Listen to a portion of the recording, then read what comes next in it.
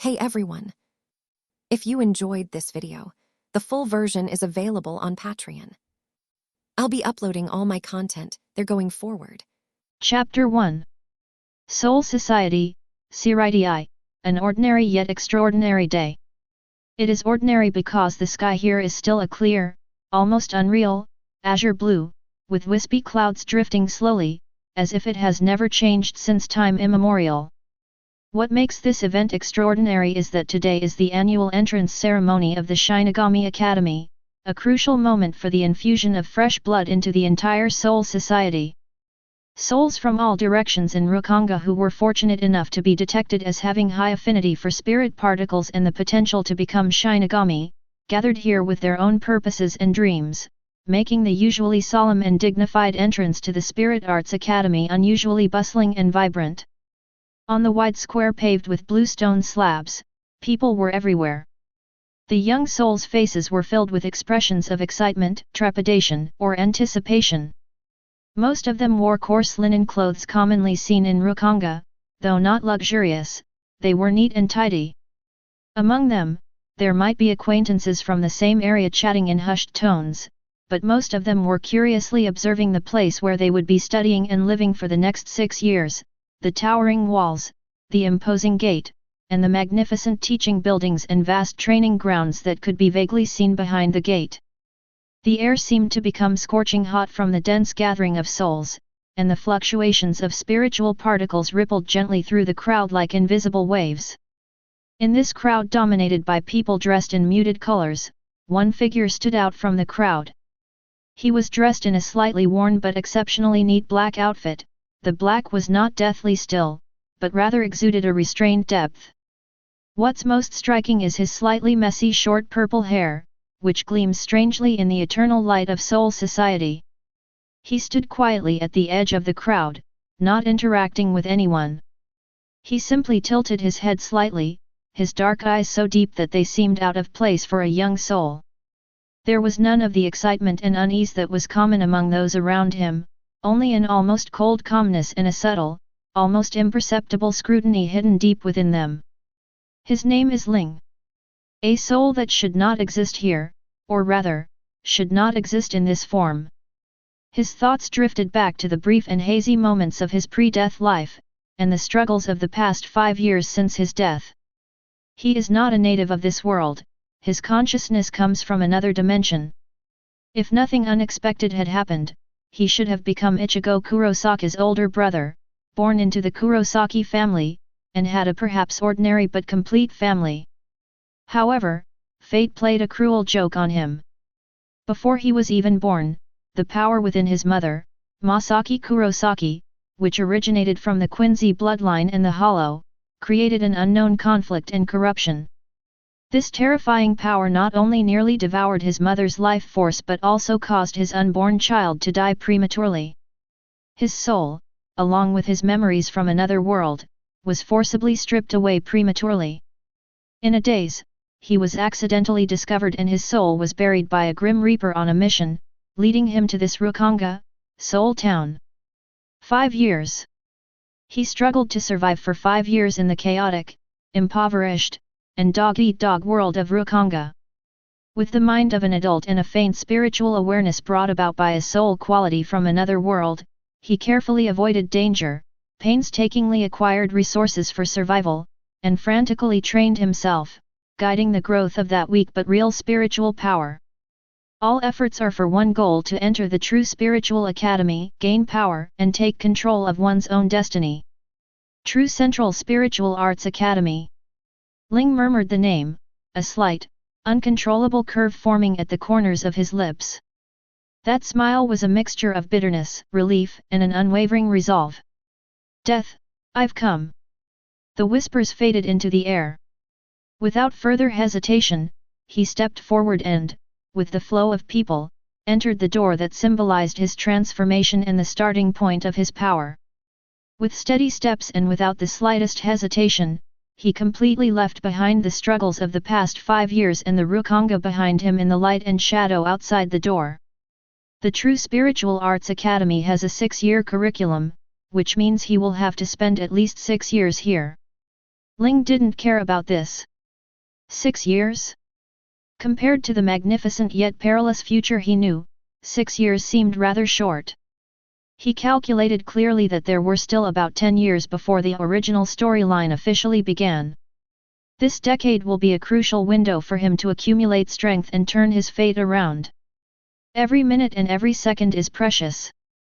The enrollment process is complicated yet well organized. They registered on the roster, received a wooden badge representing their identity, and a brand new white student uniform with the True Spiritual Arts Academy emblem embroidered on the chest. Holding these items, Ling was led by a serious-looking student to her assigned dormitory and classroom. He was assigned to Class 1, the most outstanding class of this year's Shyogami Academy, which brought together the students with the highest spiritual pressure talent in this year's class. This was not unexpected for Ling. After all, his 5 years of hard training had not been in vain. Sitting in the spacious and bright classroom, Ling looked around. The brand new wooden desks were neatly arranged, and the air was filled with the scent of wood and ink. Most of the young trainees sat upright, their faces showing both nervousness from their first arrival and anticipation for the future. Ling's gaze seemingly casually swept over these future classmates, but in his heart, he was quietly activating a secret that belonged only to him. Yes, as a time traveler, Ling is not without support. He possesses a system. However, this system was far more rudimentary than one could imagine. For 5 years, no matter how he tried and explored, this system, dormant deep within his consciousness, seemed to have only one function: detecting spiritual pressure. It's like an extremely simplified attribute panel, only displaying the spiritual pressure value of the target object, with no other interaction or function. At least, it's better than nothing. Ling could only console herself with this thought. With a slight thought, a semi-transparent panel, visible only to him, appeared in his field of vision. Spiritual pressure, 11. This is his own data. Looking at this number, Ling couldn't help but sigh softly in her heart. 11 points of spiritual pressure. Is this all the result of his 5 years of struggle and arduous training? He lacks a clear frame of reference to understand what this value actually means. In Rukongai, he almost never encountered anyone worth investigating with his system. Those ordinary individuals even had only 1 to 2 points of spiritual pressure. He suppressed his slight disappointment, turned his gaze to the classmates around him, locked his thoughts, and the values on the system panel changed accordingly. Spiritual pressure, 9. Spiritual pressure, 10. Spiritual pressure, 9. Spiritual pressure, 10. After examining 7 or 8 people, the values generally hovered between 9 and 10. Ling understood. It seems that the spiritual pressure threshold to enter Class 1 is around 9 points. My 11 points would be considered above average among this group, but certainly not top tier. This discovery both relieved him, at least he wasn't at the bottom, and made him feel a sense of urgency. Geniuses are not few and far between, and he couldn't afford to be complacent in the slightest. Just as Ling was assessing the abilities of his future classmates, the light at the classroom door dimmed slightly, and a figure walked in. The newcomer was dressed in a standard Shinigami uniform, with a light grey shawl over it, symbolizing his status as a teacher. He looked to be around 30 years old, with a serious face, strong features, a taut jaw, and sharp, eagle-like eyes that swept across the classroom with an undeniable air of authority. A faint scar below his left eye added to his sharp and menacing appearance. His arrival seemed to bring a tangible pressure, instantly silencing the previously slightly noisy classroom. All the trainees unconsciously straightened their backs. I am Yamada Kiyomitsu, a full-time swordsmanship instructor at the Shinigami Academy, and also your class's homeroom teacher. The man's voice was deep and powerful, without any unnecessary words. For the next 6 years, I will be responsible for guiding your swordsmanship training and supervising your studies and discipline. Yamada Kiyomitsu? Ling quickly searched his memory and confirmed that there was no such character in the original work. That makes sense. There are many Shinigami in Shirai, and countless teachers at the Shyogami Academy, it's impossible to keep records of every single one. However, judging from his temperament and spiritual pressure, he is by no means an ordinary person. He is likely a member of the Godai 13 with rich combat experience or a former member. Ling calmly activated the system's detection function. Mind lock, system panel flashes, values appear. Spiritual pressure, 58. 58 points of spiritual pressure. This number is lower than what Ling had previously expected for the ordinary members of the Godai 13, but considering that the other party is a full-time teacher, perhaps focusing more on teaching than pure combat, this number is reasonable. Moreover, this once again confirmed Ling's guess, the system's values are not a simple linear relationship. The sense of pressure brought by 58 points of spiritual pressure is far more than 5 or 6 times that of 11 points of spiritual pressure, it is a qualitative difference. This gave him a more intuitive understanding of the power levels of the Shyogami, an experienced teacher whose spiritual pressure was something he needed to look up to at this stage. The Shyogami Academy aims to train Shyogami to protect the order of the Shirai and the Soul Society. Yamada Kiyomitsu began to speak, the content of which was similar to what Ling had expected, mainly the Academy's rules, curriculum, and the duties of Shyogami. Here you must learn 4 skills, slash, fist, walk, and ghost. Slash refers to swordsmanship, the foundation of death, fist refers to close quarters combat, walk refers to instantaneous movement, high-speed footwork, and ghost refers to the art of magic, offensive and defensive spells. Lacking any one of these could cost you your life in future missions. Yamada's speech was concise and to the point, without any inspiring platitudes, only stark reality and stern demands. This actually made Ling Wei nod slightly. Compared to gentle encouragement, this straightforward approach was more in line with the nature of this dog-eat-dog world. For Ling, the lecture content itself was nothing new. He appeared to be listening attentively, but his mind was already planning his future spiritual practice. Swordsmanship is fundamental, it must be practiced diligently and without ceasing. Instant step is a matter of life and death, so it has the highest priority. White hat tanning can be used as a supplement. Ghost path. Ling considered its complex incantation and precise control requirements. Although it was incredibly powerful, it might not be the optimal choice for him in the early stages. He had a vague feeling that the unique nature of his soul might be more suited to a more direct path, one that relied more on the Zanpakuto itself. The most important thing is, to obtain a Sachi as soon as possible and find an opportunity to communicate. The dangerous plan about the Zanpakuto resurfaced in his mind, making his blood rush slightly. The risks are enormous, but the rewards could be just as unimaginable. Kiyomitsu Yamada's speech ended quickly. That concludes the morning session.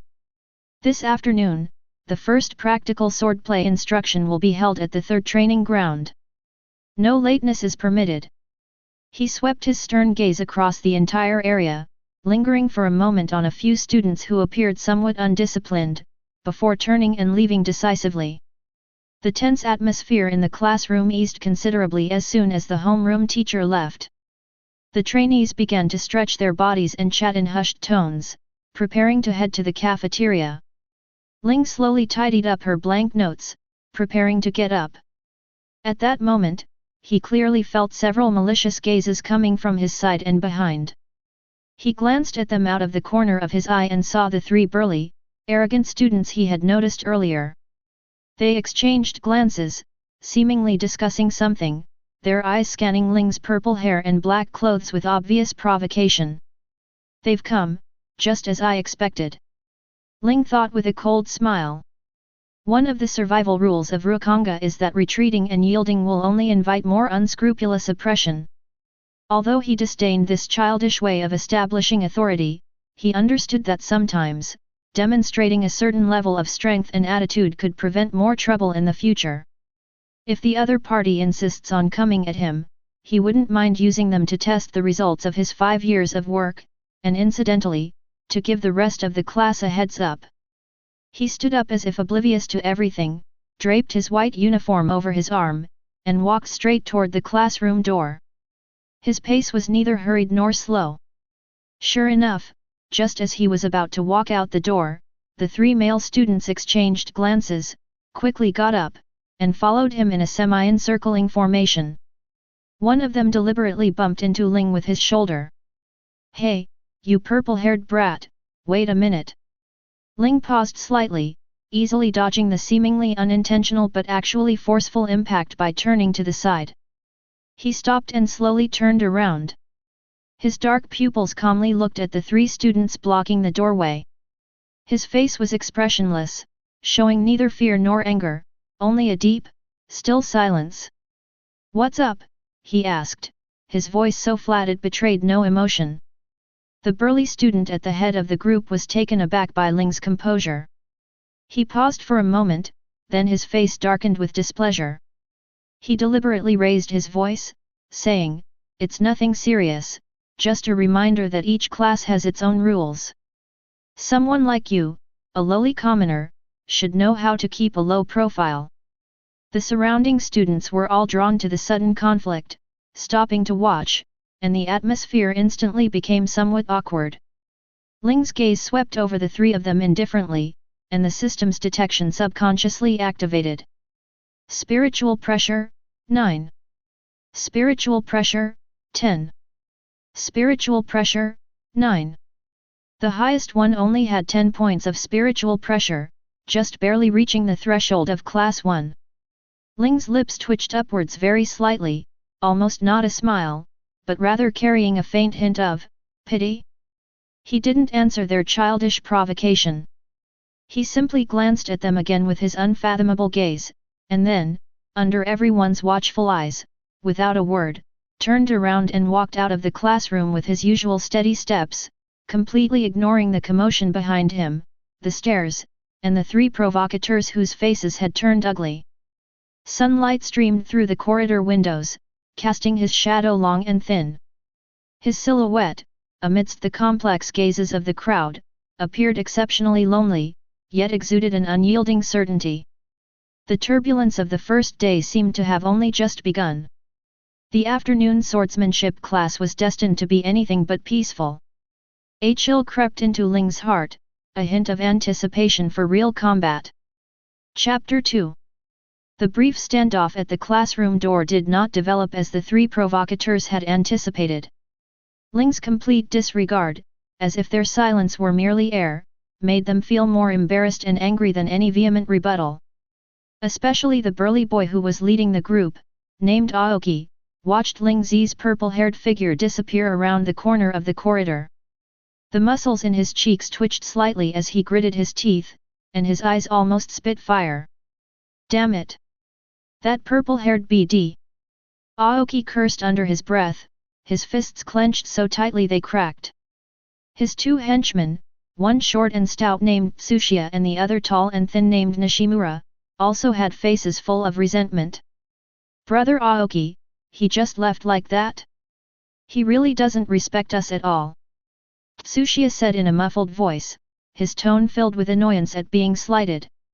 Nishimura's eyes were sinister as he lowered his voice, "Judging by his appearance, he's just a lowly commoner from Rukongai, lucky to have a slightly higher spiritual pressure, yet he dares to be so arrogant." Aoki took a deep breath, forcibly suppressing the urge to immediately chase after them and attack. "This is the teaching area. If they cause trouble right at the start of the semester, even with their status as a noble collateral branch, they will inevitably be punished." He stared in the direction Ling had left, a cold and cruel smile slowly spreading across his lips. "It's all right. We have swordsmanship class this afternoon. Mr. Yamada is notoriously strict and strongly advocates for sparring." Aoki's voice carried a hint of anticipation. In the training grounds, it's perfectly normal for him to accidentally injure a couple of overconfident newbies. He could almost see Ling being beaten to a pulp in front of everyone, kneeling on the ground begging for mercy. Nobles, even those from distant branches with diluted bloodlines, are not to be underestimated by the lowly commoners of Rukongai. He was determined to get his revenge, with interest, for this humiliation in swordsmanship class. Let's go eat first and get some rest. Aoki waved his hand, took his 2 followers, and left the classroom, already planning how to legitimately teach Ling a lesson that afternoon. Meanwhile, Ling had already put those 3 boring provocateurs out of her mind. Instead of wasting his energy on this pointless conflict, he had more important things to think about. He strolled through the spacious campus of the Shyogami Academy. The courtyard was elegantly planned, with a winding white stone path flanked by neatly trimmed pines and cypresses and unidentified spiritual flowers and herbs. Occasionally, a small pond could be seen dotting the landscape, its clear water reflecting the eternal blue sky of the Soul Society. Some of the early arriving trainees gathered in 2s and 3s, chatting excitedly and full of hope for the future. However, this peaceful and serene atmosphere could not completely dispel the sense of urgency in Ling's heart. Shallow strike. He kept repeating this word to himself. According to the information he knew, the prototype of the thousands of nameless Zanpakuto, Asachi, was forged by the sword god Nimeyaritsu of the Zero Division, and was only awarded to students upon graduation and formal joining the Godai 13. This means he will have to wait a full 6 years to access the core of the Grim Reaper's power. 6 years. For him, who foresaw the impending storm, this period of time felt far too long. Aizen's conspiracy, the Arankar invasion, the Wandenrika's war, all of these will erupt one after another in about 10 years. He must gain power more quickly, he cannot wait in a step-by-step manner. There must be other ways. Ling frowned in thought. The original work seems to mention that certain individuals with special backgrounds or exceptional talents might be able to obtain the skill of Asuna earlier. Or perhaps, in the history of Soul Society, there have been unrecorded exceptions. He needs information, he needs to understand more of the hidden rules. The library of the True Spiritual Arts Academy is perhaps the place he should focus on next. But for now, increasing one's spiritual pressure remains the fundamental task. Without sufficient spiritual pressure, even if one obtains Asachi in advance, one cannot unleash its power, let alone communicate with the Zanpakuto and learn its Shikai. He looked around and found a relatively quiet stone bench near a huge cherry blossom tree to sit down. The dense canopy of trees casts a large area of shade, isolating most of the view and noise. He decided to use his lunch break to try his first formal meditation practice. According to the basic outline of spiritual arts issued upon enrollment, there are several main ways for Shinigami to increase their spiritual pressure. First, through meditation, they refine the origin of their soul, nurture and assimilate the spiritual particles within their bodies. Second, through high-intensity training such as slaying fist and walking demon, they stimulate the growth of spiritual pressure through consumption and recovery. And third, they deeply communicate with their own Zanpakuto, promoting each other's growth. For students who have not yet mastered basic striking, meditation and fundamental training are the primary methods. Ling sat cross-legged, formed a simple calming mudra with his hands, placed them on his knees, and tried to clear his mind of distractions. Following the method described in the outline, he immersed his consciousness into his body to perceive the faint yet active energy particles, spiritual particles that permeated every corner of his soul. At first, there was only chaotic darkness and a sense of emptiness surrounding the soul itself. But Ling was not discouraged. He focused his mind and patiently guided the child. Gradually, countless tiny specks of light, floating like dust, began to appear in his conscious field of vision. These points of light, a pale white, trembled and swirled as if they possessed a life of their own. These are the spirit particles that form the basis of the Grim Reaper's power. The next step, and the most crucial and difficult one in meditation, is to use one's own soul essence, which can be understood as the core consciousness or will, to connect with these spiritual particles and leave one's own unique mark on them. This process is called spiritual particle assimilation or marking. Only marked spiritual particles can be manipulated by the Grim Reaper at will and transformed into true spiritual pressure.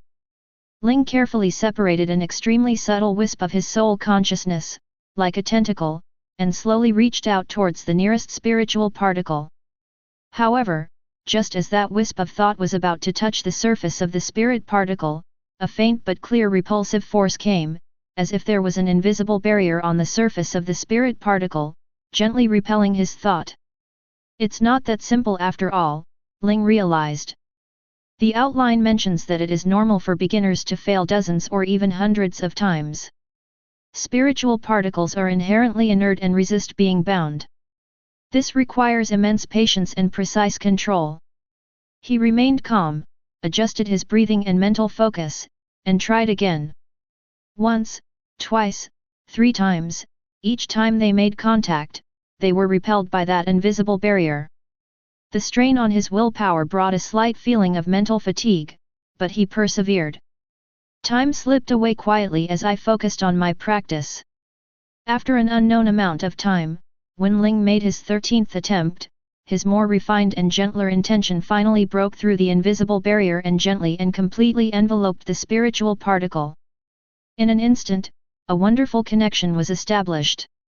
It was as if that originally cold and distant spiritual particle had suddenly become friendly, as if it had become an extension of his body. Ling could clearly sense the faint energy contained within it and could guide it at will. He immediately followed the outline and imprinted the unique fluctuations of his own soul's origin onto the core of this spiritual particle, as if stamping it. Imprint complete. In that instant, Ling clearly felt that the fluctuations of his overall spiritual energy seemed to solidify into an almost imperceptible trace. A thought struck him, and he immediately brought up the system panel. Spiritual pressure, 12. It really did improve. It changed from 11 o'clock to 12 o'clock. Although it's only a small amount, it's of great significance. This proves that meditation is an effective method. He has found the right way to enhance his power. The joy of success was like a clear spring, slightly easing the sense of urgency in his heart. Just as he was preparing to press on and attempt to assimilate the second spiritual particle, he caught a glimpse of the changing light and shadow on the ground out of the corner of his eye. Looking up, I realized the sun was already setting, and there was probably very little time left before afternoon classes started. Oh no! Swordsmanship class! He immediately snapped out of his meditative state and stood up abruptly. After sitting cross-legged in one position for a long time, he felt a tingling and numb sensation in his legs, but he didn't care. He quickly determined his direction and immediately sprinted towards the third training ground. True Spiritual Arts Academy, third training ground. This is an extremely open area, with the surface paved with hard blue stone, polished slightly rough to prevent slipping. Several weapon racks were placed at the edge of the field, displaying unsharpened wooden practice swords. Dozens of students from Class 1 had changed into white practice uniforms for easy movement and stood in neat rows. The air was filled with the scent of grass and earth, and an invisible sense of tension. Kiyomitsu Yamada had already arrived. He was still wearing his Shinigami uniform, covered by a teacher's cloak, with his arms crossed, standing at the front of the line like a stone statue, his sharp eyes scanning every student present. His serious aura silenced the entire training ground, even breathing became deliberately softer. Report the numbers. Yamada Kiyomitsu commanded in a deep voice. A boy standing at the front of the line immediately turned around and began counting heads in a loud voice. The boy's name is Ise Renjiro. He comes from the lower-ranking noble family of Ise. Because of his outstanding spiritual pressure and calm demeanor, he was temporarily appointed as the class representative by Yamada Kiyomitsu. 1, 2, 3, 58, 59. Ise Renjiro finished counting carefully, then turned to Yamada Kiyomitsu and respectfully reported, reporting to Teacher Yamada, Class 1 should have 60 students, 59 are present, 1 is absent. Kiyomitsu Yamada frowned slightly, who's missing? Ise Renjiro had clearly done his homework, answering without hesitation, it's Ling, a student from the 76th ward of Rukongai. Ling. Yamada Kiyomitsu recognized the name. During the class assignments in the morning, he had a general sense of the spiritual pressure of all the students. This purple-haired boy named Ling had a relatively outstanding spiritual pressure among the new students in the class, which left a slight impression on him. I didn't expect to be late for the first practical class of the semester. In the queue, Aoki, Tsuchiya, and Nishimura exchanged a glance, their faces showing schadenfreude. Aoki muttered to his companion in a very low voice, "What a coward. Looks like he was too scared to come after hearing we were going to take care of him this afternoon." "Humph, even if he comes, Mr. Yamada will not let him off easily." Tsuchiya chimed in. Nishimura smiled sinisterly, "It would be best to just cancel his admission, that way we won't have to lift a finger." Most of the trainees remained silent, some out of curiosity, some indifferent, and some with a touch of sympathy for the latecomers. Being late for Mr. Yamada's class, who is known for his strictness, on the first day of school is not a good sign. Kiyomitsu Yamada looked up at the sky, then glanced at the entrance to the training ground. It was still deserted. His face darkened. Punctuality is of paramount importance in the world of death, often determining the success or failure of a mission and even life or death. He was extremely disgusted by this lax attitude. The discipline of the Shyogami Academy is inviolable. Yamada Kiyomitsu's voice was icy, carrying an unquestionable authority. "ISE, record this as the punishment for being slowly sliced to death. Now, we." He was about to announce that he would no longer wait and would begin the class. However, before he could finish speaking, a series of hurried footsteps approached from afar, breaking the silence of the training ground. All eyes turned to the entrance. A black figure was seen rushing towards them at an extremely fast speed. His short purple hair flew as he ran, and there seemed to be a trace of sweat on his forehead. It was Ling. At the last moment, he finally arrived at the third training ground. Chapter 3. Kiyomitsu Yamada stood like a rock in the center of the training field, his sharp, hawk-like eyes fixed on Ling, who was rushing towards him. Only when Ling stopped at the front of the line, slightly out of breath, did Yamada Kiyomitsu speak in his signature deep, cold voice, each word as clear and heavy as a pebble hitting a bluestone slab. "Ling, explain why you are late." The entire training ground was completely silent. All the trainees held their breath, their eyes shifting back and forth between the stern instructor and the latecomer, Ling. Aoki, Tsuchiya, and Nishimura all wore undisguised mocking smiles, waiting to see a good show. Ling calmed herself, raised her head, and met Yamada Kiyomitsu's scrutinizing gaze. She neither flinched nor panicked, but simply replied calmly, reporting to Master, "I was practicing meditation and momentarily lost track of time." Meditation? Yamada Kiyomitsu raised an eyebrow. This answer was clearly somewhat unexpected. He had expected to hear lame excuses like "I got lost" or "I overslept."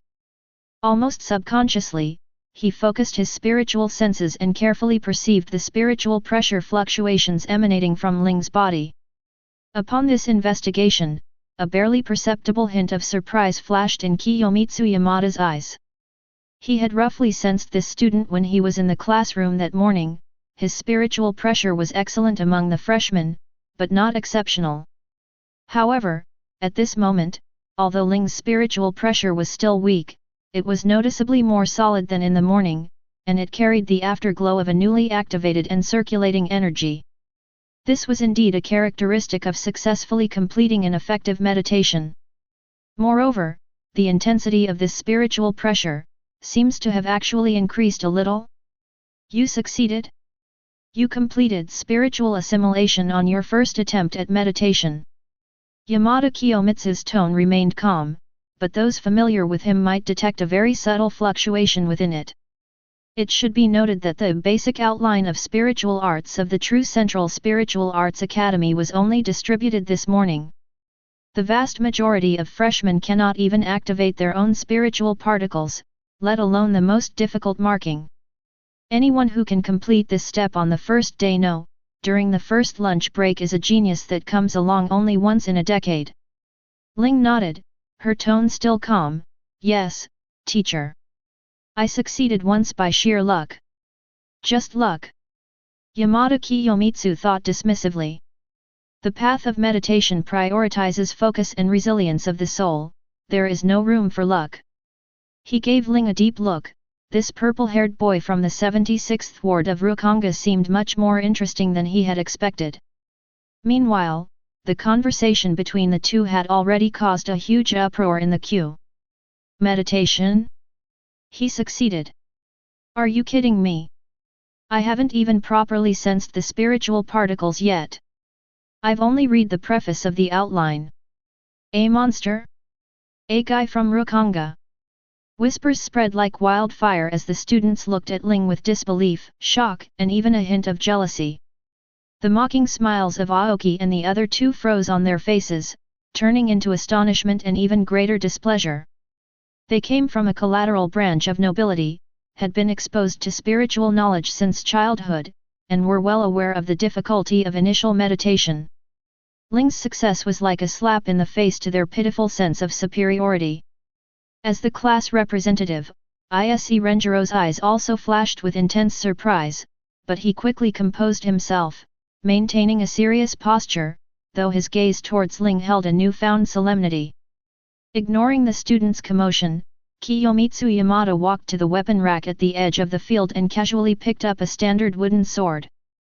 Wooden swords are made of hard material and are heavy in the hand, they are tools specifically designed for combat training. With a flick of his wrist, he tossed the wooden sword with a whistling sound as it precisely struck Ling. Ling subconsciously reached out and caught it. The wooden knife felt slightly heavy in his hand, and the cold touch invigorated him. He gripped the wooden sword and looked at Yamada Kiyomitsu with some confusion. Yamada Kiyomitsu picked up another wooden sword from the weapon rack, tapping the blade lightly with his knuckles to produce a dull thud, and slowly walked back to the center of the arena. His tone left no room for argument, late is late. Excuses cannot completely excuse wrongdoing.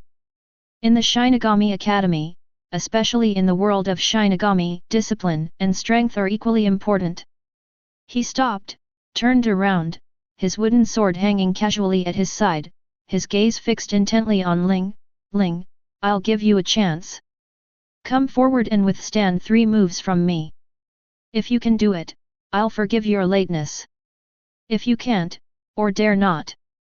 He paused, not continuing, but the pressure had already descended. These words caused an uproar throughout the room.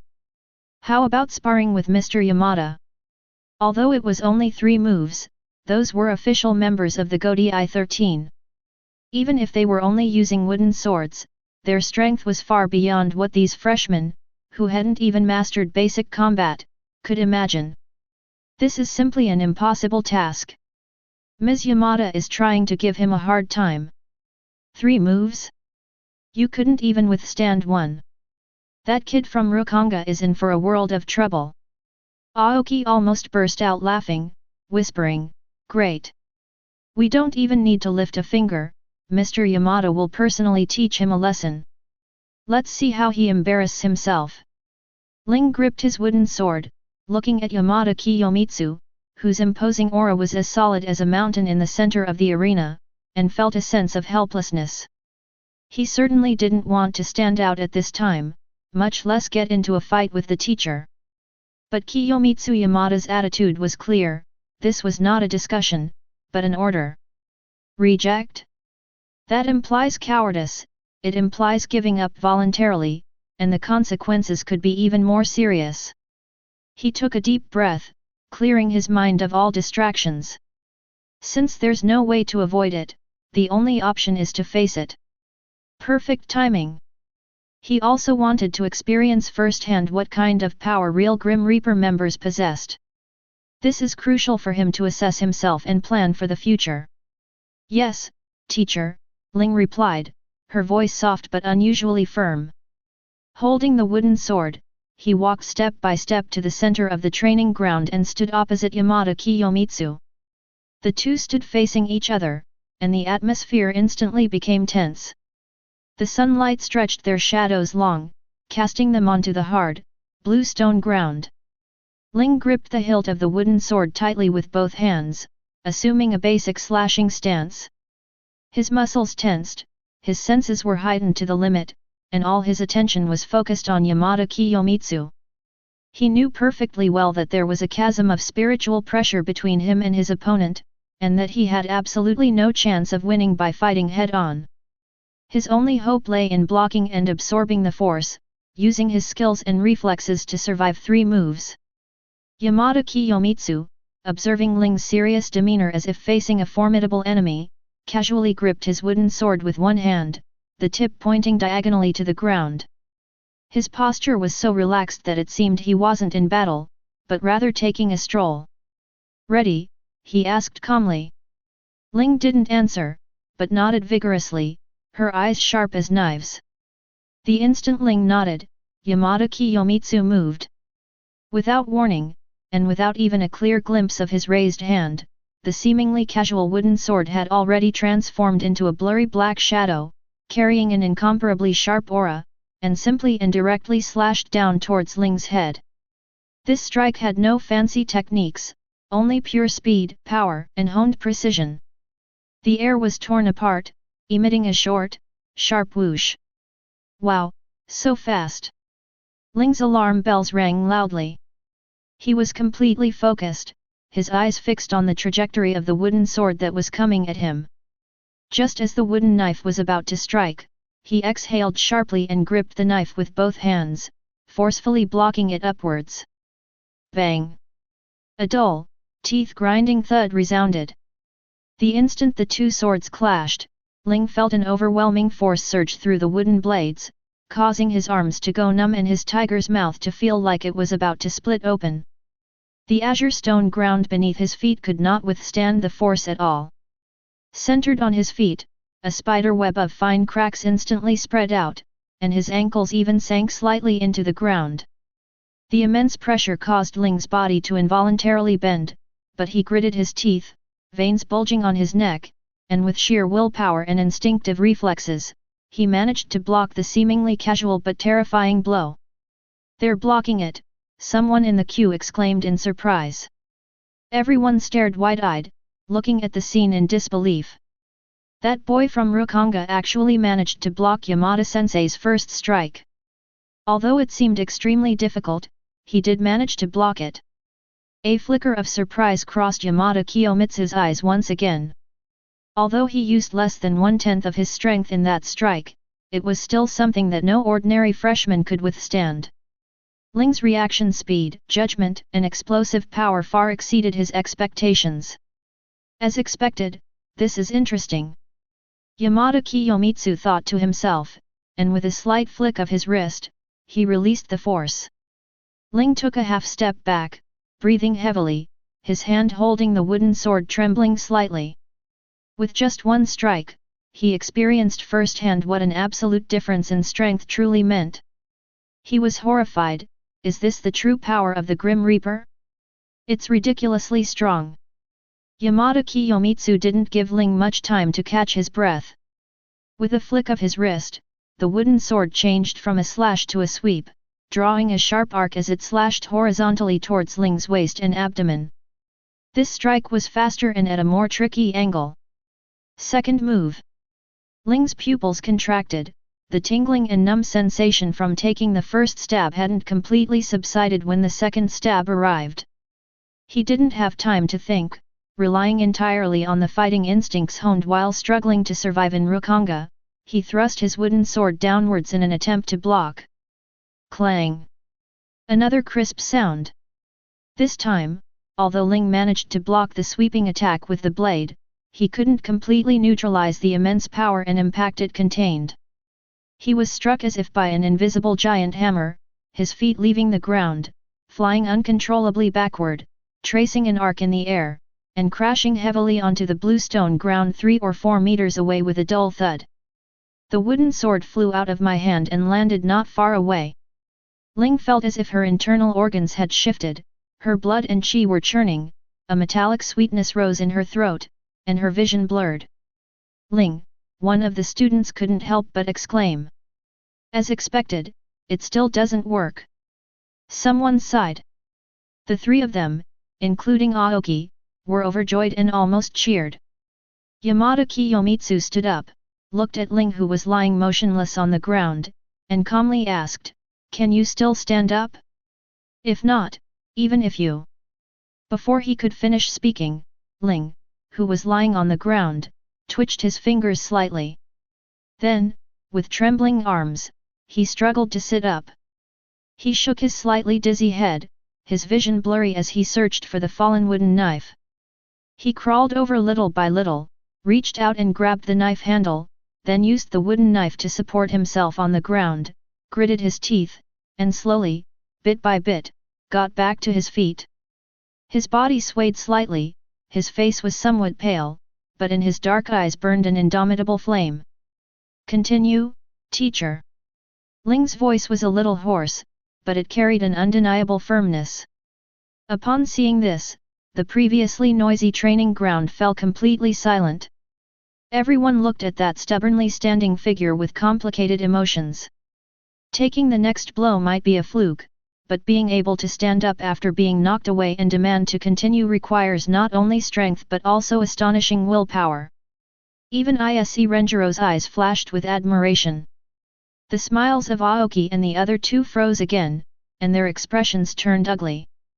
As Yamada Kiyomitsu looked at Ling, who had stood up again, the usually placid expression on his face underwent a noticeable change, for the first time a faint but genuine smile of appreciation. "Very good." Yamada Kiyomitsu nodded. "Then, the third move will begin." As soon as he finished speaking, Yamada Kiyomitsu's aura suddenly changed. If his attack just now was merely casual, then at this moment, a terrifying spiritual pressure truly belonging to the level of a captain of the Godi 13 erupted from his body like a dormant volcano. Boom! An invisible wave of air emanated from him, spreading outwards and stirring up fine dust from the ground.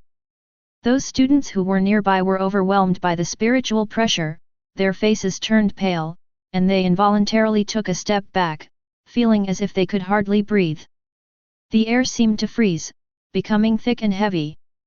The wooden sword in Yamada Kiyomitsu's hand seemed to emit a slight hum under the infusion of this immense spiritual pressure. He still held the knife in one hand, but the power contained in this strike would far exceed that of before. Ling stood opposite Yamada Kiyomitsu, feeling the terrifying spiritual pressure crashing down on him like a tsunami. His body's instincts screamed for danger. His vision was blurred by the impact and immense pressure, his ears were ringing, and he could barely hear anything around him. The immense difference in spiritual pressure created an intense sense of oppression on a mental level, causing his very soul to tremble. "Is it over? Am I going to collapse here?"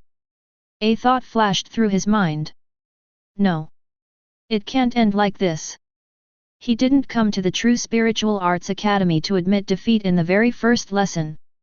He carries the memories of a time traveler, the destiny of being the unborn older brother, and he also has things he must do and power he must acquire.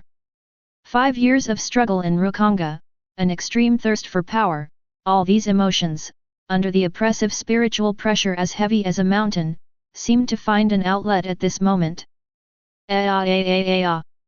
Ling let out a roar that was almost like that of a wild beast, squeezing out every bit of potential from his body. Instead of backing down, he gripped the wooden sword tightly with both hands, dragging his wounded body like a moth drawn to a flame, and charged towards Yamada Kiyomitsu without hesitation. The moment he took that step, the instant all his will, resentment, anger, and desire converged into a single point. Buzz! A spiritual pressure far stronger than before, violent and full of primal wildness, erupted suddenly from Ling's seemingly frail body, like a volcano suppressed for millions of years. His short purple hair stood on end, the air around him distorted, and a visible pale purple aura of spiritual energy rose up like flames, enveloping his entire body. The intensity of this spiritual pressure instantly broke through the limits that a newborn should have, and even subtly shook Yamada Kiyomitsu's overwhelming spiritual pressure aura. What? That spiritual pressure? Are you kidding me? How can he have such spiritual pressure? The entire audience was shocked. Everyone was stunned by this sudden turn of events, including Yamada Kiyomitsu, who was about to make his move. His sword swing paused slightly, his eyes filled with unprecedented shock and disbelief. Ling, this freshman from Rukongai, unexpectedly unleashed such astonishing power within him under dire circumstances. Chapter 4. Ling's roar, originating from the depths of his soul, seemed to ignite some forbidden fire hidden deep within his bloodline. The violent spiritual pressure was no longer a gentle stream, but transformed into a raging torrent, carrying a savage, violent aura that seemed to tear everything apart, before it erupted with a deafening roar. The purple spiritual light no longer merely lingered around him, but danced wildly around him as if it were alive, making him look like an azure returning from purgatory. The azure stone beneath his feet could not withstand the sudden, immense force. Spiderweb-like cracks spread wildly outwards from him, and the stone shattered. Yamada Kiyomitsu's originally stable spiritual pressure aura, like a mountain, began to ripple and twist violently under the impact of this wild and destructive purple spiritual pressure, just like the surface of a lake tossed with a boulder. The appreciative smile on his face froze instantly, replaced by unprecedented solemnity and shock. This spiritual pressure. Yamada Kiyomitsu was filled with shock and disbelief. He had experienced countless battles and witnessed spiritual pressure of all attributes, the overwhelming power of a captain-level spirit, the filth and evil of a hollow, the holy and fierce power of a Quincy, but he had never felt such a peculiar and violent spiritual pressure. It possesses both the pure energy of death and a chilling, manic frenzy that seems to devour everything. This is no ordinary Grim Reaper, nor can it be explained by ordinary mutations. If Ling were still able to spare a glance at the system at this moment, he would be horrified to discover that the spiritual pressure value displayed on the panel had skyrocketed to an unbelievable number, 67. His spiritual pressure was even higher than that of Yamada Kiyomitsu, which he had detected. But this force is filled with unstable tyranny, as if it could spiral out of control at any moment. Unbeknownst to Yamada Kiyomitsu, the root of this power lay deeply in Ryou's tragic origins. He was the son of Shiba Ishin, Kurosaki Ishin, and Kurosaki Masaki, who possessed hollow power within her, and had even died in the womb due to the uncontrolled hollow power corrupting him. The originally deadly hollow power did not completely disappear. Instead, it was buried in the soul society along with his soul fragments in an extremely subtle way, becoming his deepest hidden trump card and his greatest hidden danger. At this moment, under the immense pressure of life and death, this power originating from emptiness was instinctively unleashed for the first time. No time to think it through. Ling, unleashing terrifying power, had an unnatural crimson glint in his eyes. His reason seemed to have been overwhelmed by the violent force, leaving only the instinct to fight and destroy. He let out a low growl that sounded inhuman, and stomped his foot hard. Boom! Leaving a shallow crater in its wake, its figure transformed into a streak of purple lightning that tore through the air, charging fiercely towards Yamada Kiyomitsu at a speed far exceeding its previous speed. The ordinary wooden sword in his hand, now wreathed in boiling purple spiritual pressure, emitted a hum that seemed to groan under its strain, resembling a peerless weapon of destruction. Kiyomitsu Yamada's pupils suddenly contracted. Faced with this completely unexpected and dangerous attack, he could no longer maintain his previous composure. The wooden sword, which had been held in one hand, was instantly gripped with both hands. The spiritual pressure that had been suppressed was no longer held back and was unleashed at full power. The pure, condensed spiritual pressure belonging to the 13th Division commander of the Godai 13 rose like white flames, rivaling Ling's purple spiritual pressure. Well done! Yamada Kiyomitsu shouted, advancing instead of retreating, charging forward to meet the purple lightning bolt. The next moment, two powerful forces and two resolute figures collided violently in the center of the training ground. Clang! No longer the dull thud of wooden swords clashing, but the piercing shriek of two peerless blades violently colliding. A terrifying shockwave, visible to the naked eye and mixed with purple and white spiritual pressure, spread wildly outwards in a ring shape. Rumble! The Qinggang stone ground was torn apart layer by layer, as fragile as tofu, and shattered. Smoke and dust mixed with violent spiritual particles instantly engulfed half of the training ground. The area where the trainees had been standing and watching was now the first to be affected. Not good. Retreat now. Ah! The gasps and screams were instantly drowned out by the deafening roar. The freshmen in Class 1 had never seen such a terrifying sight before. The sweeping spiritual pressure was like a tangible tsunami, carrying an aura of annihilation. They were like fallen leaves in a storm, unable to even stand firm before being swept away in an instant. Those with weaker cultivation levels felt a tightness in their chest and a sweet taste in their throat, almost fainting. The whole scene was in complete chaos, like the end of the world. At this critical moment, buzz, buzz, buzz. Several powerful spiritual pressure fluctuations instantly appeared around the training ground. The other teachers in the Shyogami Academy were all alarmed by this sudden and terrifying collision of spiritual pressure, which far exceeded the level of students, and rushed over as quickly as possible. A bespectacled, seemingly refined teacher was the first to act, and a huge, transparent wall of light instantly appeared in front of the students, attempting to block the shockwave. But in just a moment, the wall of light trembled violently under the impact of the violent spiritual pressure, and was covered with cracks. Not enough. Attack together, another burly teacher roared, 4 directions forbidden formation. The 4 or 5 teachers who arrived at the scene attacked simultaneously. Powerful spiritual pressure converged, and beams of spiritual particles shot out from their hands, intertwining in the air and quickly forming a huge, semi-transparent cubic barrier that enveloped the entire third training ground, including the 2 people colliding inside and the students on the outside. Boom! The shockwave slammed into the barrier set up by the Alliance, producing a deafening roar. The barrier shook violently, its light flickering, but it managed to hold on, isolating the destructive energy and preventing the students from being torn apart by the aftershocks of spiritual pressure. The teachers outside the barrier watched as sand and stones flew and spiritual pressure clashed violently inside, their faces turned pale and sweat beaded on their foreheads. What happened inside? Is that Mr. Yamada? And the person he's fighting is a student? Are you kidding me? What student has that kind of spiritual pressure? Their gazes were fixed on the chaotic energy center within the barrier.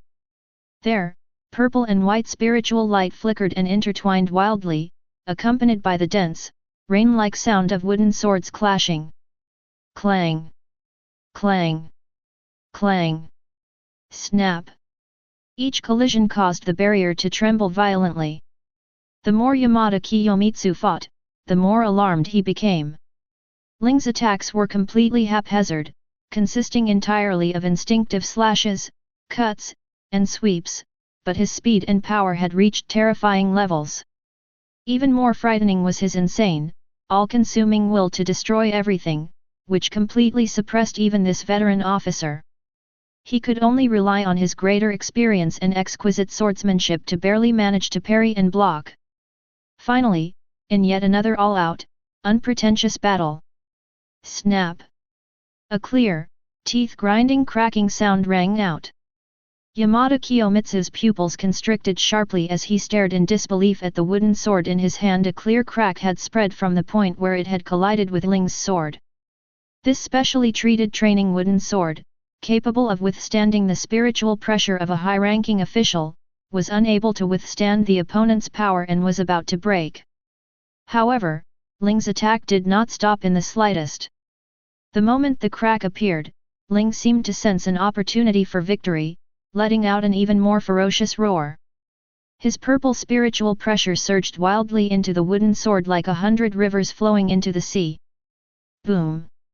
A burst of purple light erupted. Yamada Kiyomitsu felt an indescribable force surge through the cracked wooden sword. Smack! The wooden sword broke completely.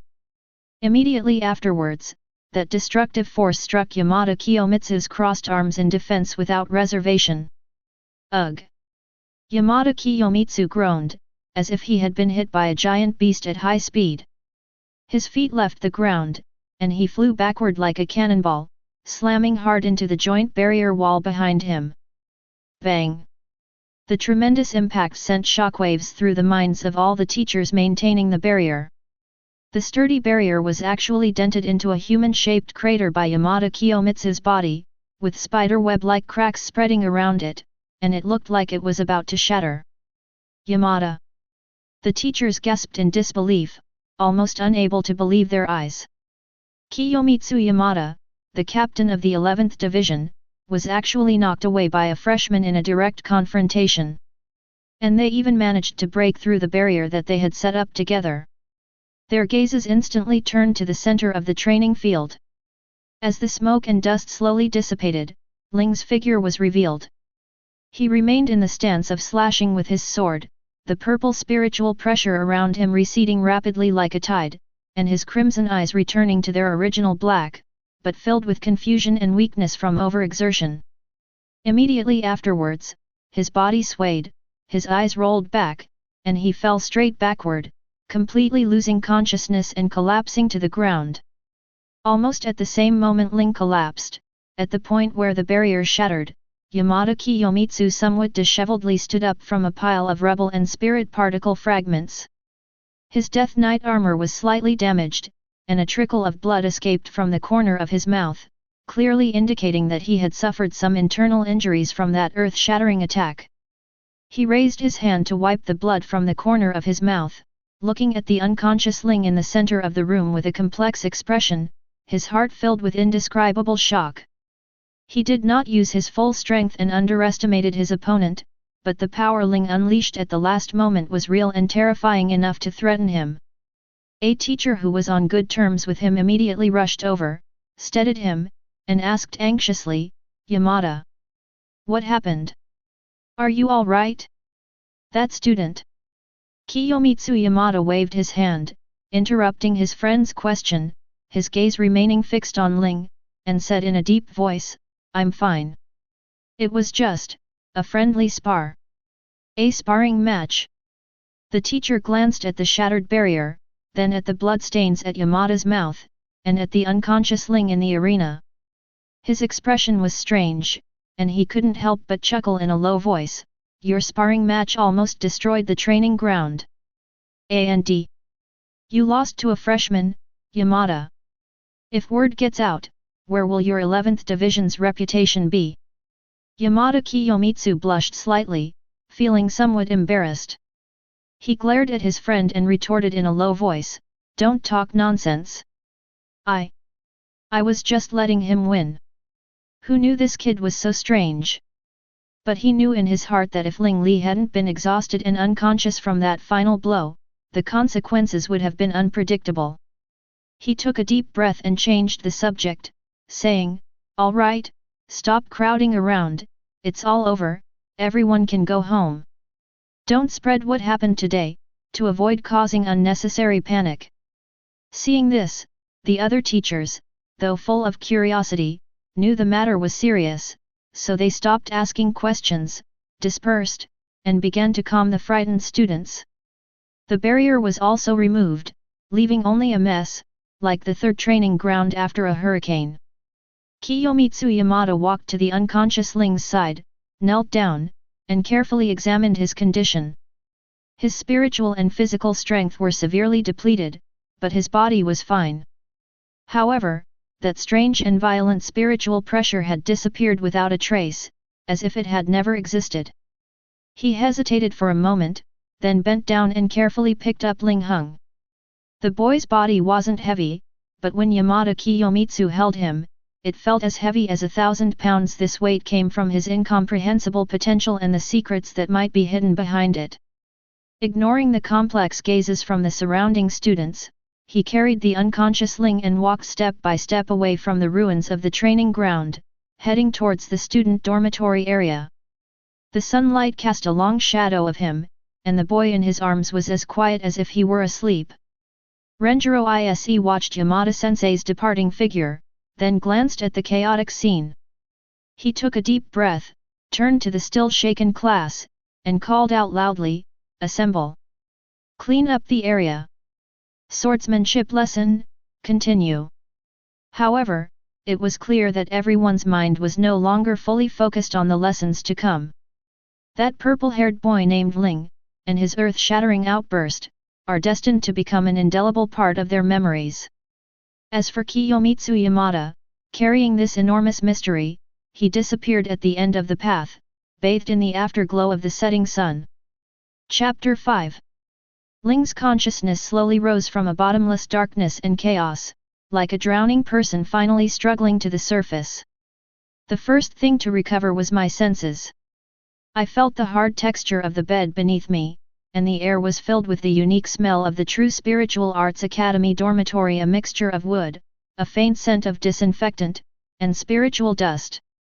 He struggled to open his heavy eyelids, his vision gradually clearing until he saw the familiar ceiling, his single room in the student dormitory. What's wrong with me? Ling propped herself up and rubbed her temples, which were still throbbing. Memories are like shattered pieces of glass, and I try my best to piece them back together. He only remembered being late for swordsmanship class in the afternoon, and then Mr. Yamada made that 3-move challenge. He remembered that he had fought with all his might to withstand 2 moves, and on the 3rd move, Mr. Yamada unleashed a terrifying spiritual pressure, and under that suffocating pressure, it felt as if something exploded inside him. After that, everything went blank, with only some blurry fragments filled with violent purple and intense shockwaves. I rushed in, and then... Ling frowned, trying to recall the events, but came up with nothing. His last memory was of himself roaring and charging towards Yamada Kiyomitsu. He had no idea what happened after that or how he got back to the dormitory. He subconsciously checked his body and found no obvious injuries other than some soreness in his muscles from overexertion and mental fatigue. It seems he's all right. Yamada-sensei must have gone easy on him. Ling could only speculate. He shook his head, temporarily suppressing those chaotic thoughts. Since I can't remember, I won't waste my energy on it. The most urgent task is to recover my condition in order to prepare for the upcoming studies and practice. He sat cross-legged and tried to enter into meditation, nurturing his somewhat depleted spiritual pressure. The next morning, as the rising sun, the sun of Soul Society, shone through the window and filled the room, Ling had already finished his morning meditation and was mostly recovered. He changed into a spotless white student uniform, casually combed his slightly messy purple short hair, then pushed open the door and headed towards the teaching building. The true Spiritual Arts Academy was bathed in a pale golden light in the early morning. Dewdrops clung to the leaves of the plants in the courtyard, and the air was fresh and invigorating. Some early risers either strolled in the courtyard or hurried to their classrooms. However, when Ling's figure appeared in the corridor leading to Class 1, a subtle change quietly occurred. The once noisy corridor fell silent as he approached. The students who passed by, whether from the same class or other classes, seemed to have their eyes fixed on him, with a complex mix of curiosity, awe, and even a hint of fear. The atmosphere reached its peak when Ling pushed open the door to Class 1. The classroom, which had been as noisy as a marketplace, suddenly fell silent the moment he stepped in, as if a mute button had been pressed. Almost all the students who were talking, laughing, or reviewing their lessons all looked up and focused their attention on the purple-haired boy. That look was no longer the indifference or disdain of the beginning of the school year, but rather as if looking at some incomprehensible, dangerous monster.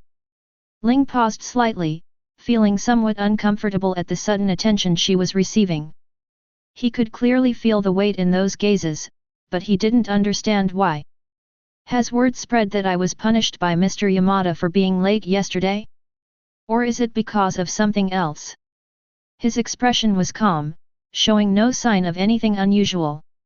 He simply walked straight to his window seat as usual. He had just sat down when a brown-haired boy, someone he rarely interacted with, hesitated for a moment before cautiously approaching him. Lowering his voice, he asked with barely suppressed curiosity, "Hey, Ling, how did you do that yesterday?" Ling turned her head to look at the classmate named Lian Cheng Zaihui, Her eyes filled with confusion. What did you do? Renjo Shuaki's eyes widened, as if he had heard something unbelievable. You don't remember? You were at the training ground yesterday, with Mr. Yamada. Ling shook her head and said frankly, I only remember rushing towards Mr. Yamada, and after that, I have no recollection. My god! You don't remember? Renjo Shuaki's voice rose slightly, drawing more attention from the surrounding classmates. He quickly lowered his voice, his tone filled with excitement and disbelief. Yesterday you unleashed an incredibly terrifying spiritual pressure. Purple. And you broke Yamada-sensei's wooden sword. You even sent Yamada-sensei flying. You broke through the barrier that the teachers had set up together. My god, we all thought we were doomed. Ling's pupils contracted slightly, and a crack finally appeared on her calm face. Defeat Mr. Yamada? Break the wooden sword? Shoot it away? Breaking through the barrier? This series of messages struck his perception like a heavy hammer. He had personally experienced Yamada Kiyomitsu's spiritual pressure, which was a vast power far exceeding his own level at the time. How could I possibly? He subconsciously glanced around the classroom again, seeing the unmistakable shock, lingering fear, and even a hint of admiration in his classmates' eyes. He understood that what Lian Chengzaihuyi said was very likely not an exaggerated rumor, but the truth. I defeated Mr. Yamada. Ling repeated in a low voice, a huge wave of emotions surging within him. But the giant wave quickly subsided, replaced by a profound understanding. Yes, that out-of-control, violent power. Although the memory is hazy, the throbbing sensation that felt like it was tearing my soul apart and destroying everything still lingers. Combining the purple spiritual pressure described by Renjo Shuaki, an answer becomes clear. It was the power within him originating from hollows that was activated at that critical moment of life and death. I see. Ling murmured to himself. He didn't feel much joy, instead, a strong sense of vigilance arose within him. This force is uncontrollable and fraught with unknown dangers. Moreover, such a high-profile exposure is likely to attract unnecessary attention and trouble. But he quickly calmed down. He knew he was special. As the son of Kurosaki Ishin and Kurosaki Masaki, and as an anomaly who died due to the corruption of hollow power but survives in soul form, he is one of only two beings in this world who simultaneously possess the powers of a Shinigami, a Quincy, and a hollow. This special status is both a curse and his greatest asset. Thank you for letting me know. Ling nodded to Lian Changshu, her tone returning to calm, as if what she had just heard was just a trivial matter. He didn't offer any further explanation, nor did he show any smugness. He simply turned around, took out today's textbook, and began to preview it, ignoring the inquisitive gazes around him. Lian Changshu was taken aback for a moment. Looking at Ling's nonchalant expression, she opened her mouth, but ultimately swallowed back her questions and awkwardly returned to her seat. Ling's reaction, in the eyes of others, only added to his air of mystery. Time flows like water, passing by quietly. Life in Soul Society seems unchanging, but within the Shinigami Academy, change happens every single day. In the blink of an eye, a year has passed since the drill ground incident that shocked the entire institute. Throughout the year, Ling's life was as regular as a precision instrument. Classroom, training ground, library, dormitory, a simple routine. He almost completely abandoned all unnecessary social interactions and entertainment, devoting all his energy to the cultivation of slaying fist and walking ghost. His efforts have yielded astonishing results. His spiritual pressure is clearly displayed on the system panel as spiritual pressure, 36. This rate of improvement far surpasses that of his peers, and even makes some senior students feel ashamed. This is not only due to his daily, unwavering, intensive cultivation, but also seems to be related to his unique soul essence, with an astonishingly high efficiency in the assimilation of spiritual particles. In terms of cutting techniques, Ling displayed remarkable talent. He seemed born to wield a knife. He had honed his basic sword skills to perfection, each move was concise, sharp, and efficient, without any unnecessary frills. Within a year, in the internal sparring sessions, no one in the class could withstand more than 2 moves from him. Even when sparring with Kiyomitsu Yamada, who personally instructed him, Ling was no longer the novice who could only passively take hits. With his exquisite swordsmanship, quick reflexes, and already considerable spiritual pressure, he was able to exchange blows with Yamada Kiyomitsu for dozens of rounds without being at a disadvantage. As Yamada Kiyomitsu looked at this student who was making rapid progress, the surprise in his eyes had long since turned into a habitual seriousness, and even occasionally a hint of barely perceptible amazement would appear. He had to constantly increase the intensity of his sparring sessions in order to keep up with Ling's progress. Bai Dasheng and Ling were equally outstanding. The fighting instincts honed through 5 years of struggling to survive in Rukongai gave him a level of control over his body and a grasp of timing that far surpassed that of a flower raised in a greenhouse. His movements are swift as lightning, with tricky angles, often enabling him to launch attacks in seemingly impossible situations. During a public sparring session with a martial arts instructor specializing in hand-to-hand combat, Ling cleverly overcame the instructor's strength, seizing a tiny opening and delivering a clean and decisive joint lock, knocking the instructor to the ground and causing a stir among the audience. Although the teacher did not use his full strength, Ling's practical combat skills far exceeded the requirements of the teaching syllabus. In terms of shunpo, instant step, Ling's performance, while not as dazzling as his swordsmanship and hand-to-hand combat, still firmly places him among the top in the class. His instant step is steady and swift, leaving clear and solid afterimages as he moves, especially in small-scale maneuvers, where it is extremely deceptive. He may not be as elusive and ghostly as some students who are naturally gifted in speed, but his solid foundation and efficient use of spiritual pressure make him a force to be reckoned with in actual combat. What's most astonishing is Ling's talent in the ghost path. Kido, as the most complex of Shinigami skills, requiring precise control of spiritual pressure and incantation, has always been a difficult skill for many students. However, for Ling, the way of the ghost seemed to have become instinct. His control over spiritual pressure reached an outrageous level.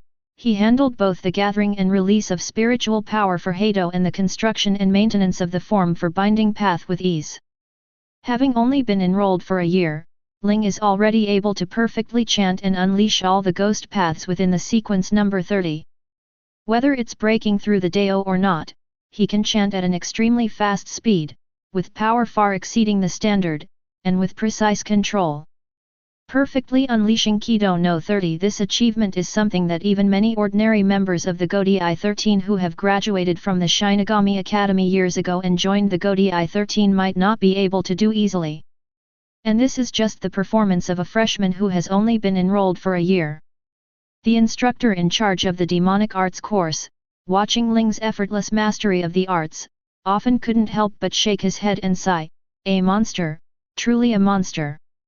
A year has transformed Ling from a purple-haired boy who arrived with secrets and a sense of urgency into a dazzling, even blinding, rising star that cannot be ignored at the true Central Spiritual Arts Academy. He remained taciturn and solitary, but no one dared to look at him as a lowlife from Rukongai anymore. His very existence was like a silent mountain peak, standing before all the students in the class, reminding them of the gap between talent and hard work. As for Ling himself, he was moving forward steadfastly and silently toward his predetermined goal through this daily arduous training. He knew that the real challenges lay in the distant future. This year's growth was just the beginning. Chapter 6. Time at the Shinigami Academy slipped by quietly, like the ceaseless drifting clouds above Shirai, amidst day after day of training, learning, and meditation. Ling's rapid growth is evident to all. His reputation has long since transcended the first-year students, and he has even become a name frequently mentioned among older students and some teachers, evoking both amazement and a touch of apprehension. Spiritual pressure, 36. This number, like a clear boundary, completely distinguishes him from ordinary freshmen. However, this dazzling progress, in the eyes of others, did nothing to alleviate the growing anxiety in Ling's heart. The source of that anxiety always points to the same thing as azuchi, a type of asphyxiation. The prototype of those thousands of Zanpakuto, the true core and partner of the Shinigami's power. According to the Academy's ironclad rules, only upon completing 6 years of study, formally graduating, and joining the Godai 13 are students eligible to be awarded their own asachi, a type of Japanese scepter. 6 years. For Ling, this period of time felt like an eternity. The alarm bells of the future kept echoing in his mind: Aizen's conspiracy, the threat of the Aaron car, the shadow of the Wandenreich.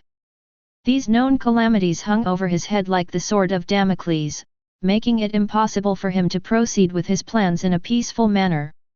He craved power, a power that belonged to him, a power that could sever his destiny, and that would be faster and more direct. His longing for Espada, a type of hot pot, had become an obsession, gnawing at his reason day and night. He mustered his courage several times and applied to the teachers in charge of student affairs, and even to Yamada Kiyomitsu, who valued him highly, hoping to be granted an asabu ahead of schedule. The reasons are nothing more than the exceptional talent they have displayed, their urgent need for power, and so on. However, every application was met with an unequivocal rejection. Ling, your talent is undeniable, a senior teacher once explained earnestly, his eyes filled with admiration yet also with an unwavering principle. But the rules of the true Central Spiritual Arts Academy are the culmination of the wisdom of generations of sages, designed to ensure students build a solid foundation and avoid being misled or even harmed by premature exposure to superficial techniques. No swordsmanship before graduation. This is an ironclad rule, and no one can break it. Yamada Kiyomitsu's response was even more direct, his sharp gaze seemingly piercing through Ling's inner anxiety. Young man, impatience is a cardinal sin in warfare. The Espada is not a toy, it is a mirror reflecting your inner self, a partner for life and death.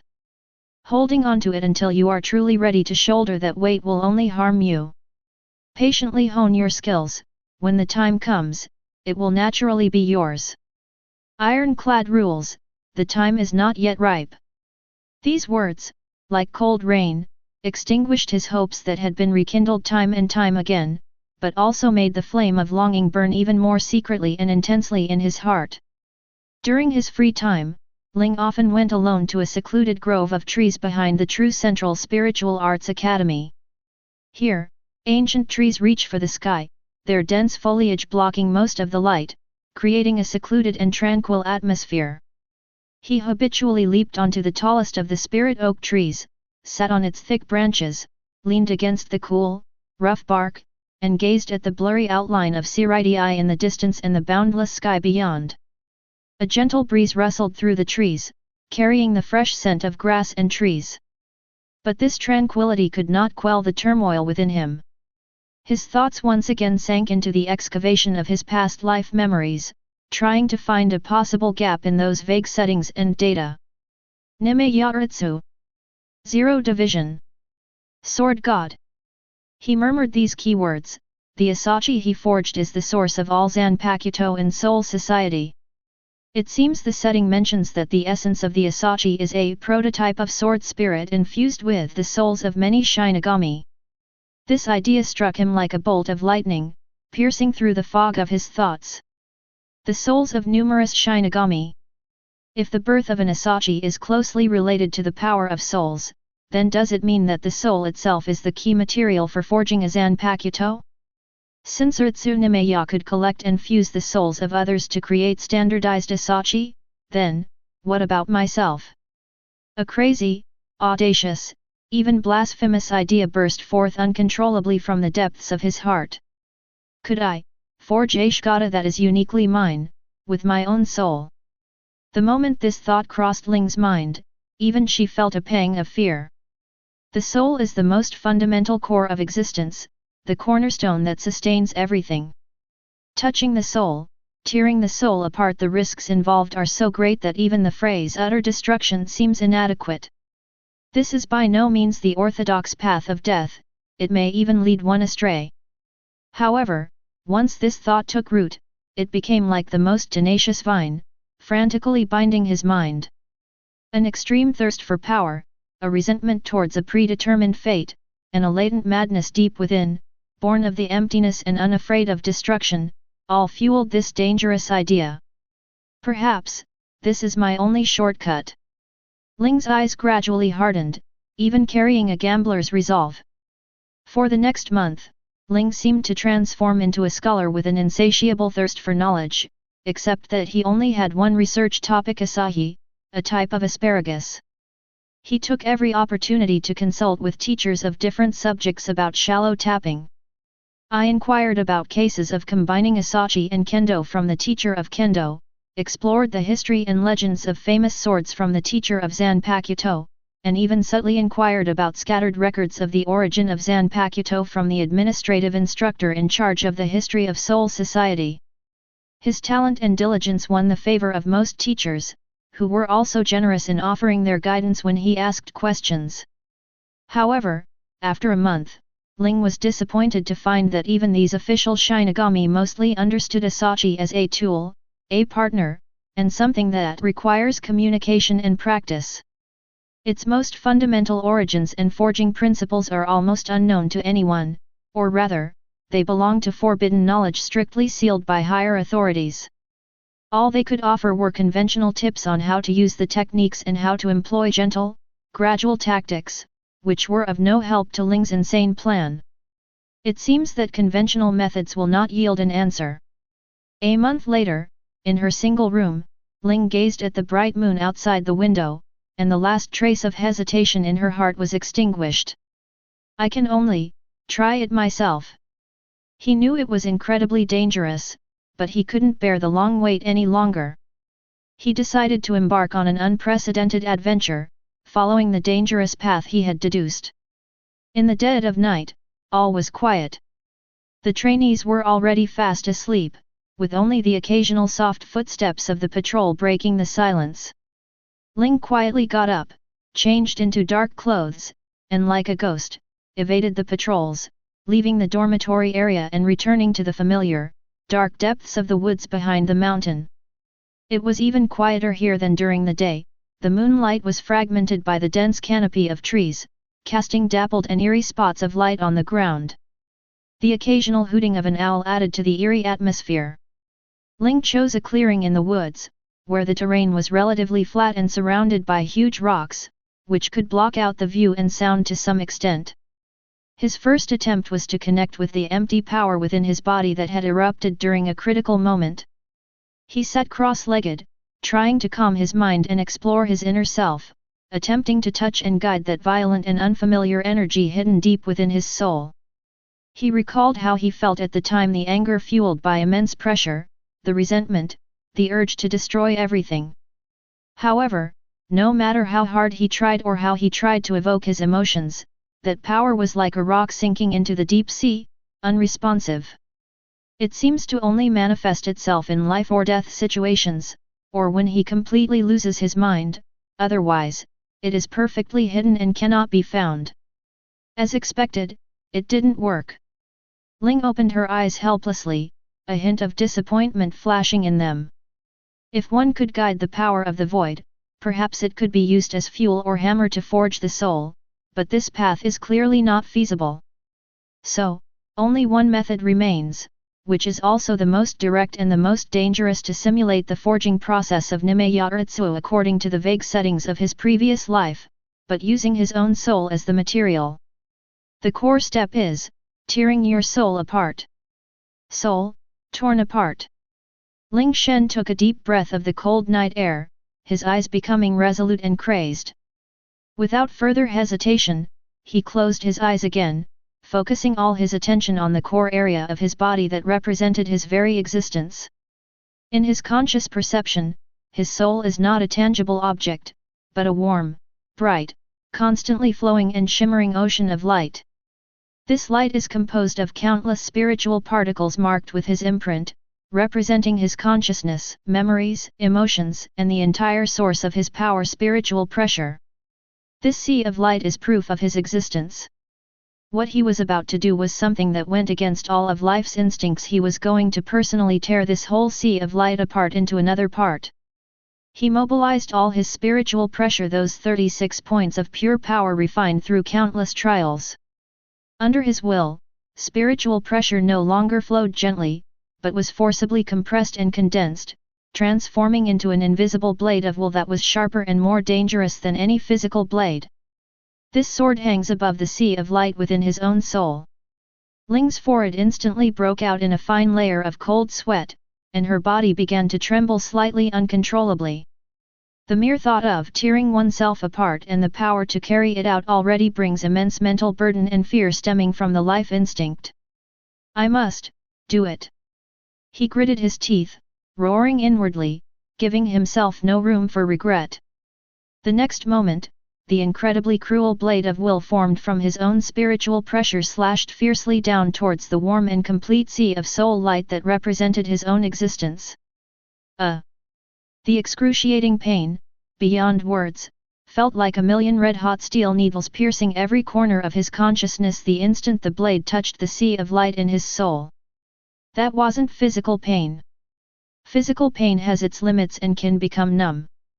But this kind of pain directly affects existence itself, the very core of the concept of I.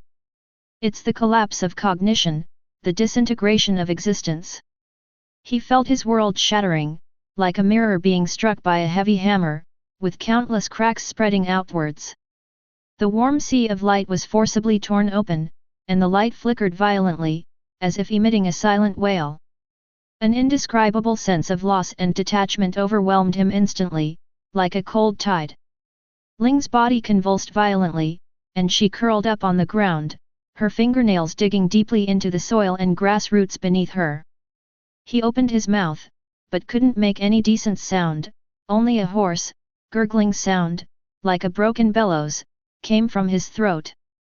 His eyes were wide open, but his pupils were unfocused. What he saw before him was not the real forest, but countless distorted, broken lights and shadows and incomprehensible vortexes of color. It was a perceptual confusion caused directly by the damage to his soul. Cold sweat instantly soaked through his dark clothes, and his face turned as pale as a corpse. This pain far surpassed any physical injury he had ever experienced, and even far exceeded the vague feeling of death in his memory. This is a direct attack on existence itself, a mad step toward self-destruction. The blade of will had only pierced through slightly, the tearing process had only just begun, yet the indescribable pain had almost completely destroyed his sanity. He felt as if his consciousness was being torn to pieces by this pain, plunging into boundless darkness. No. I can't, stop. The remaining will flickered stubbornly like a faint candle flame amidst the storm of pain. He knew that if he gave up now, not only would all his previous efforts be in vain, but the wounds that had begun to tear at his soul could lead to unpredictable and terrible consequences, possibly even causing his soul to collapse and vanish completely. He must continue. This self-inflicted torture must be carried through to the end, until a part of the soul is successfully and completely torn off. Ling curled up on the cold ground, her body convulsing from extreme pain, her consciousness teetering on the brink of collapse. That cruel blade of will, which he himself had forged, still lingered at the initial rift in his soul. A deeper, more complete tearing was yet to begin. This self-destructive forging has only just begun the curtain on hell. Chapter 7. The indescribable pain was like a million red-hot files, repeatedly scraping and tearing at the deepest part of Ling's soul. It is not pain acting on the nerve endings of the body, but rather the collapse and disintegration of existence itself. His consciousness swayed violently in this storm of pain that exceeded his limits, like a small boat in a raging storm, on the verge of being torn apart and annihilated into the invisible darkness. My senses were completely confused, the sights of the real world, the cold earth, the dappled moonlight, the swaying shadows of trees had long since vanished. Instead, there were countless distorted and broken bands of light, sharp and piercing noises, perhaps just the lamentations of souls, and an endless sense of peeling and fragmentation, like waves crashing one after another. Ling's curled-up body convulsed unconsciously, his fingernails digging deep into the ground and turning upwards, bleeding, but he was completely unaware of it. All senses, all thoughts, were filled with and destroyed by the excruciating pain of the soul being forcibly torn apart. Just as his consciousness was about to be completely consumed by this boundless pain, and he was about to fall into eternal silence. Suddenly, everything came to an abrupt end. Like a high-speed train suddenly coming to a stop, like a deafening thunderclap abruptly disappearing. The excruciating pain, which felt like it was crushing the soul, vanished abruptly and completely in a single moment. It's not a reduction, not numbness, it's a complete disappearance. It was as if the hellish torment I had just experienced was merely a nightmare that was far too realistic. Ling's consciousness was abruptly thrown out of the extreme pain, plunging her into a strange state of weightlessness and blankness. He opened his eyes somewhat blankly if consciousness had eyes. What came into view was no longer the dense forest in the dead of night, but an extremely desolate and lifeless scene. He was atop a solitary peak. The mountain peaks are steep and rugged, with bizarre rocks jutting out. The ground is lifeless grey-black rock, cracked with countless bottomless fissures. A huge moon hung in the sky, emitting a pale white light, but the moonlight was icy cold and devoid of warmth, casting an eerie white glow over the entire mountaintop. There was no wind, no sound, the air was stagnant, as if solid, filled with an age-old despair and emptiness.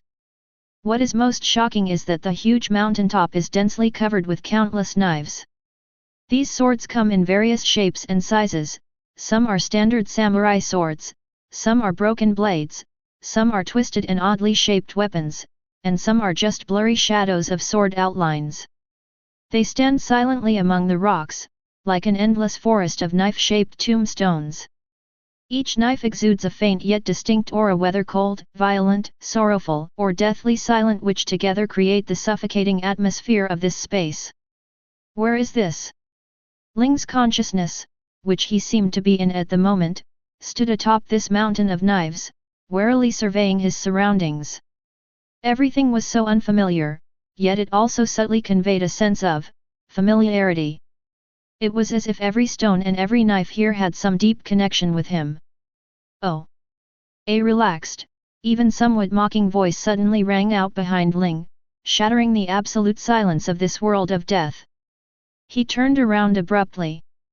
Less than 10 steps behind him, a figure appeared out of nowhere.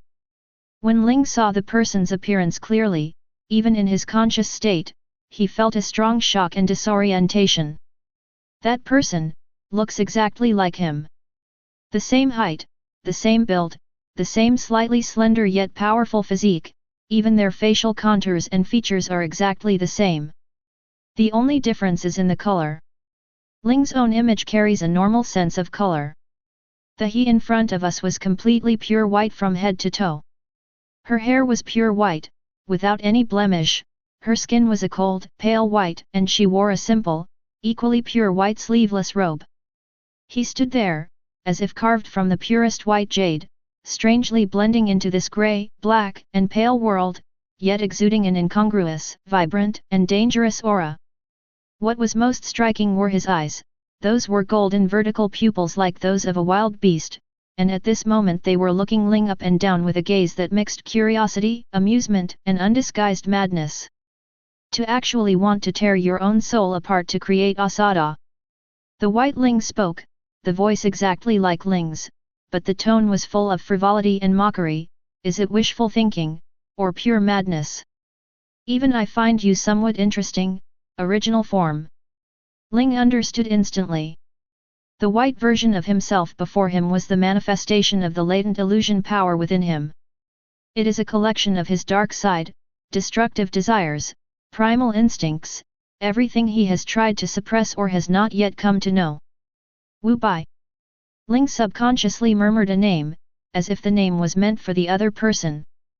You did give me a nice name.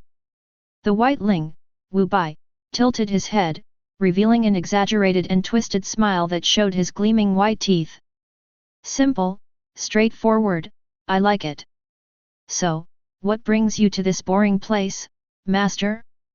You're not in unbearable pain and want me to help you end that stupid self-harm, are you? Ling Ning stared at Wu Bai, countless thoughts flashing through her mind in an instant. He had initially failed in his attempt to communicate with the power of the void, but amidst the extreme pain of his soul being torn apart, he unexpectedly entered this place that resembled an inner world and encountered Wu Bai. This is a crisis, but also an opportunity. He suppressed the turmoil within him and cut to the chase, his tone grave and resolute. Wu Bai, I need power. I need to forge my own Asuna, and I can't wait 6 years. You are a part of my power, lend me a hand. Give you a hand. Wu Bai seemed to have heard the biggest joke in the world, letting out a maniacal laugh that echoed jarringly in the deathly silence of the mountain of knives. Ha ha ha. Interesting. Absolutely hilarious. Who do you think I am? Your dog? Summoned and dismissed at will? Help you? On what grounds? He stopped laughing, his golden vertical pupils fixed intently on Ling, filled with aggression. Want my power? Fine. Then show me what you've got. Let me see if you, this so-called original body who spends all day thinking about rules, plans, and suppressing yourself, are truly qualified to wield my power to destroy everything. Before he finished speaking, Wu Bai casually reached out and easily pulled a grotesque, serrated white longsword from the rock beside him. The blade exuded a strong, malevolent aura, as if it craved blood and destruction. Ling understood. Words are meaningless here. In this virtual world, power reigns supreme, and conquest is the only language. Wu Bai will not easily give in, he needs a battle on the level of souls to determine who will prevail. As you wish. Ling's eyes sharpened, showing no sign of backing down. He also reached out and pulled a seemingly ordinary, yet imbued with a calm and collected aura, black long sword from the ground beside him. As soon as he held the knife, a feeling of blood connection arose spontaneously, as if the knife itself was an extension of his consciousness. That's right. Let's fight. Let me have some fun. Wu Bai roared excitedly, his entire body instantly enveloped in a frenzied white spiritual pressure. Without another word, his figure transformed into a white lightning bolt, charging forward at a speed far beyond Ling's imagination. His movements were full of wild, violent aesthetics, without any rules, only the most direct and deadly attacks. Ling dared not be negligent. He let out a low shout, and a solid spiritual pressure rose around him as he wielded his black longsword and charged forward. Clang! The twin blades clashed for the first time, producing a piercing screech and sparks flying everywhere. An immense force surged through him, causing Ling's arm to go numb and his consciousness to tremble. The power of Wu Bai is violent and pure, filled with destructive intent. Too slow. Too soft. Is that all you've got? Wu Bai roared in a seductive and mocking tone as he frantically swung his sword, the white blade flashing like a storm, attacking Ling's vitals from all sorts of tricky angles. Look at you. Suppressing yourself, following those bullshit rules. You clearly crave power, yet you dare not face your inner desires. You and I are one, admit it. Destruction is the eternal reality. Order is nothing but a fragile illusion. Ling gritted his teeth and pushed his basic swordsmanship to its limits, parrying, dodging, and counter-attacking. His swordsmanship was rigorous and precise, as solid as a rock, struggling to withstand Wu Bai's fierce attacks. Every clash of swords is not only a contest of strength, but also a battle of wills. Wu Bai's words, like venomous snakes, kept burrowing into his mind, trying to shake his beliefs. Why resist me? Embrace this power. We can destroy all obstacles.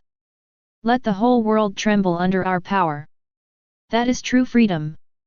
Wu Bai's attacks became increasingly fierce, each strike more ruthless than the last, forcing Ling to retreat repeatedly. Shut up! Ling roared, seizing an opening, his black long sword shot out like a venomous dragon, aiming straight for Wu Bai's chest. However, Wu Bai easily dodged with an almost contorted movement, and slashed at Ling's neck with his backhand. See? You're angry too. You have murderous intent too. Why pretend? Wu Bai grinned maliciously. Admit your true nature. If we join forces, there's nothing we can't do. Why go through the trouble of tearing your own soul apart over a mere skirmish? Just go and steal. Steal whichever one you like. That's the fastest way. That's not my way. Ling Ji retorted, panting as he unleashed his attack. Wu Bai's words were full of temptation, but his unwavering rationality told him that it was a one-way road to utter madness. The Dao? Ha ha ha. Wu Bai laughed wildly, his attack suddenly changing again. It was no longer a pure assault, his swordsmanship now carried a hint of unpredictability and cunning, as if he could predict Ling's movements. Is your Dao just suppression and forbearance? Hiding under the rules like a mouse? How laughable! Look at this world! Wu Bai suddenly slashed away Ling's black longsword, took a step back, and spread his arms wide, facing the desolate mountain of blades and the pale sky. This deathly silence! This emptiness! This is the true state of your heart. You yearn for change, yet you fear it. You are the greatest contradiction. Let me liberate you. Let me break this tedious cage. Before he finished speaking, Wu Bai roared and charged forward again. This time, a chilling white light gathered on his blade, clearly indicating that he was about to launch an even stronger attack. Ling gripped the long black sword tightly, his eyes extremely serious. He knew that this battle was not only about conquering strength, but also about upholding one's beliefs. He must overcome Wu Bai, not only this force, but also the possibility of his own heart being tempted into depravity.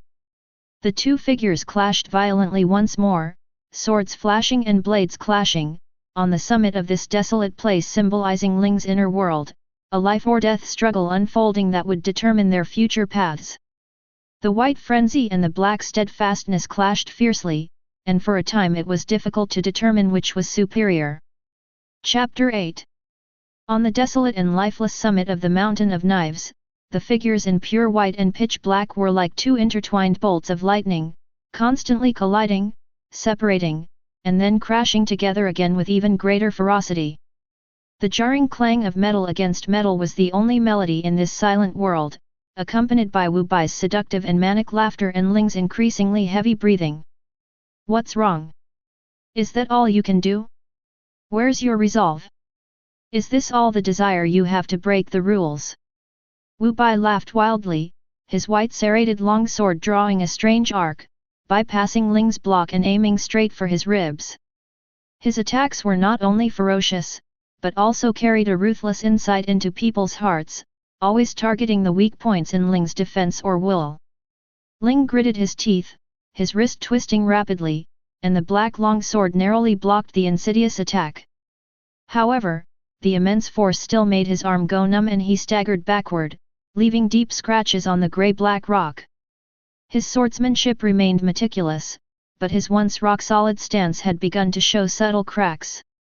Wu Bai's words, like maggots clinging to his bones, kept burrowing into his mind, stirring up the deepest contradictions within him. Look at you. You possess a power that even you fear, yet you insist on shackled yourself. Wu Bai pressed his advantage relentlessly, his attacks like a tidal wave, one after another. White blades wove a net of death, firmly enveloping Ling. Rules? Those are tools the weak use to bind the strong. The Central Spiritual Arts Academy? The Godai 13? They're just bigger cages. You crave Asuna precisely because you want the power to break all of this, so why follow their pointless rules? I crave power, not for destruction. Linga unleashed a slash, then countered with a sharp black blade of light, which Wu Bai easily dodged. It's for protection. It's for taking control of my own destiny. Protect? Ridiculous. Wu Bai dodged the blade's edge, his twisted smile widening. Protect what? Those classmates who see you as a monster? Those teachers who cling to outdated rules? Or that future whose very existence is uncertain? You yourself are walking on thin ice. What do you have to protect? Only absolute power, the power to destroy all obstacles, is the only truth. Admit it, deep down, you, like me, revel in the thrill of this slaughter. You crave a cathartic destruction. No. It's not like that.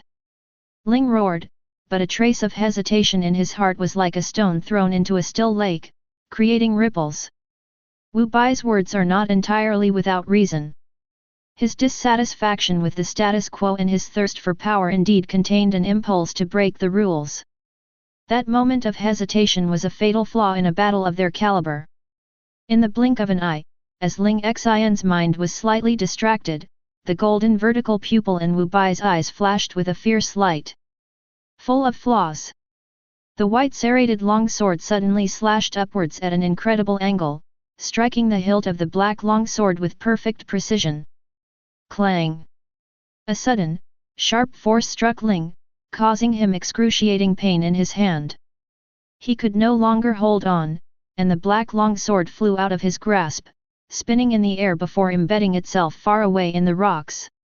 Immediately afterward, Wu Bai didn't hesitate, delivering a swift side kick that slammed into Ling's chest. Pfft! Ling's consciousness was as if it had been hit by a high-speed train. He was sent flying backward and crashed heavily onto the hard rock ground more than 10 meters away. He rolled several times before barely coming to a stop. A violent tremor came, and although it was not a physical injury, the weakness and pain of a damaged consciousness were just as real. Cough cough. Ling struggled to get up, but felt her body was incredibly heavy, and her consciousness became blurred. Wu Bai didn't pursue, but leisurely strolled over, stood before Ling, looking down at him with a mocking and cruel smile. See? Hesitation leads to defeat. What are you hesitating about? Are you hesitating whether to kill me? Or are you hesitating whether to completely accept me? He bent down, bringing the face exactly like Ling's but filled with a sinister aura closer to it. His golden pupils were fixed on Ling's eyes. Come on, pick up your knife. Right here, now, with the resolve to kill me, strike with all your might. Unleash your true self. As he spoke, Wu Bai even exaggeratedly opened his arms, completely exposing his defenseless chest to Ling, a posture full of provocation and temptation. Panting heavily, Ling looked at Wu Bai, who was so close at hand, and then at the black long sword stuck in the ground in the distance. A violent impulse was indeed surging within him to pick up the knife, to strike recklessly, to end this torment, and to completely possess this power. The thought was incredibly tempting. But he bit his tongue hard, forcibly suppressing the impulse. He struggled to his feet, swaying as he stood. Instead of picking up the knife that had been knocked away, he staggered to the side and pulled a new knife from the rocks. This knife has an antique style, and its blade has a dark grey color, as if it bears endless years and weight. Wu Bai, Ling's voice was somewhat hoarse, yet carried a quality that had hardened with experience. Your power is formidable, and alluring. But... He raised his eyes, his gaze sharp and resolute, like steel tempered in fire. No matter what you say, no matter how much darkness and contradiction reside within me, I will not betray my conscience. Power is a tool, how I use it depends on my will. I will not be devoured by you, nor will I become a puppet of destruction. He gripped the ancient grey sword tightly with both hands, its tip pointing directly at Wu Bai. I will defeat you. Not destroy you, but make you submit. I will make this power of yours work for me, and lead you down the path I have chosen. Wu Bai looked at the unwavering determination in Ling's eyes, and the playful smile on his face slowly faded, replaced by a strange expression that mixed surprise, amusement, and even a hint of admiration. Submit? Ha ha ha. He laughed again, but this time, his laughter carried less madness and more of an indescribable meaning. Interesting. Very interesting. Do you want to become a king? Ling. Do you want to become the king who tames this ferocious beast? Not the king, Ling slowly assumed an attacking stance, a solidified spiritual pressure emanating from his grey blade. It is me. The complete me. Then let's try it. Let me see how long your true heart can hold out. Wu Bai roared, his pale spiritual pressure soaring into the sky like flames, transforming once again into white lightning and rushing towards Ling. The battles that followed were even more brutal. Ling was knocked down time and time again. His knife was repeatedly knocked away and broken. Wu Bai's strength, speed, and fighting instincts far surpassed his own, and his seductive and destructive words were all-pervasive, constantly assaulting his psychological defenses. With each fall, his consciousness seemed to fade away, and endless exhaustion and pain threatened to overwhelm him like a tidal wave. Give up. Following your instincts is the only way to find liberation. Your insistence is pointless. Look, you've fallen again. That's reality. But each time, on the verge of succumbing to despair, an even more resilient force surges forth from the depths of the soul. He recalled his initial reason for coming to Soul Society, his worries about the future, and his belief that he must not stop here. He remembered Yamada Kiyomitsu's warning and his determination to choose this perilous path. I can't lose. My path is my own to decide. Power must be under my control. He stood up again and again, dragging his increasingly heavy body, picking up any knife he could grasp, and charging towards Wu Bai once more. His eyes, far from dimming with each failure and rise, grew ever brighter, like refined steel repeatedly forged in a raging fire, its impurities removed, leaving only the purest tenacity and will. He stopped listening to Wu Bai's seductive words and instead focused all his attention on the battle itself, feeling the flow of power in each exchange, searching for the patterns in Wu Bai's attacks, and the unshakable core within his own heart. I wonder how many times I failed, dozens of times? Hundreds of times? In this imagined world devoid of time, only battle remains an eternal theme. Finally, after being knocked down and getting back up countless times, in a seemingly identical exchange, when Wu Bai once again slashed at him from his usual unpredictable angle, Ling's eyes suddenly flashed with an all-knowing light. He neither parried nor dodged, but instead, in a near-suicidal stance, poured all his strength and will into the blade in his hand, ignoring the white blade light slashing towards him, and thrust it straight at Wu Bai's laughing face. This strike transcended technique and speed, it was the culmination of all his unwillingness, all his perseverance, and all his will. Wu Bai's maniacal laughter froze instantly. He seemed not to have expected Ling to resort to such a completely defensive approach. He wanted to change his tactics, but it was too late. Pfft! A soft sound, like tearing silk, rang out. Ling's blade pierced Wu Bai's left chest with pinpoint accuracy, leaving a shallow but clearly visible gash. Blood slowly seeped from the wound. Almost simultaneously, Wu Bai's white serrated longsword stopped in front of Ling's neck, the cold blade pressed against his skin, but did not advance an inch further. Time seemed to stand still at this moment. Wu Bai looked down at the knife wound on his chest, then looked up at Ling, who was panting heavily, pale-faced but with burning eyes. The crazed and distorted expression on his face gradually subsided, finally turning into a calm, even approving smile. Hat! Wu Bai chuckled softly, releasing the knife from his hand. The white, serrated longsword vanished in specks of light. Not bad at all. Finally, it's starting to look decent.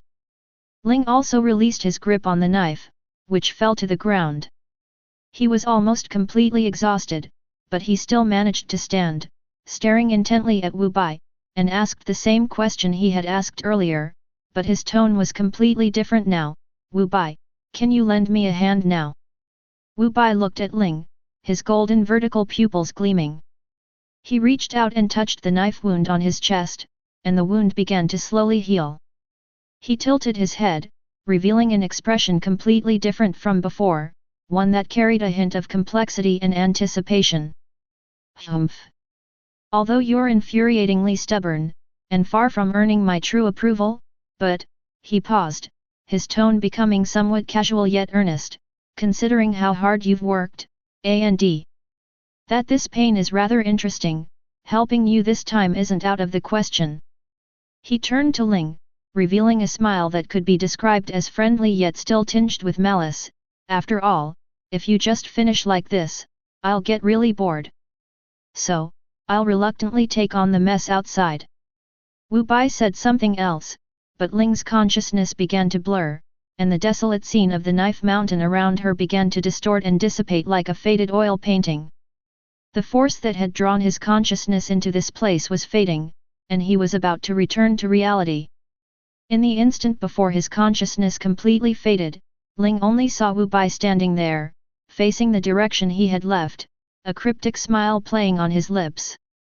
The world of mental images returned to silence, leaving only Wu Bai alone. He gazed at the spot where Ling's consciousness had vanished, his smile fading. He murmured to himself, his voice echoing softly in the desolate landscape, "Then let me see just how far you can go on this thorny path you chose yourself." Main body. After saying that, he turned around and looked at the center of the mountain of knives. There, seemingly out of nowhere, floated a ball of light about the size of a fist, emitting a soft and pure pale white glow. The sphere of light slowly rotated, with countless tiny points of light seemingly flowing inside, emanating a warm yet slightly tearing and painful aura that seemed out of place in this desolate world. This is the fragment of soul that Ling forcibly tore off from his own soul at the cost of immense pain. Wu Bai walked up to the ball of light, extended his pure white finger, and gently touched the surface of the ball. The sphere of light trembled slightly, as if in response to his touch. Forging a shallow sword with the soul, a mad idea. Wu Bai murmured, a strange light flashing in his golden vertical pupils. "However, since it's your choice, let's forge a sword that truly belongs to us." As soon as he finished speaking, a powerful, pale white spiritual pressure filled with void energy suddenly erupted from Wu Bai's body. The spiritual pressure was no longer frenzied and violent, but rather carried a sense of focus and a kind of craftsman-like precision. A pale white spiritual pressure, like flames, slowly enveloped the pale white sphere of soul light.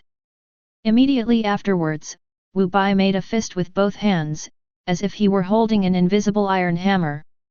Using his own power of emptiness as a hammer and Ling's soul fragments as an embryo, he began an unprecedented forging at the pinnacle of this world of mental images.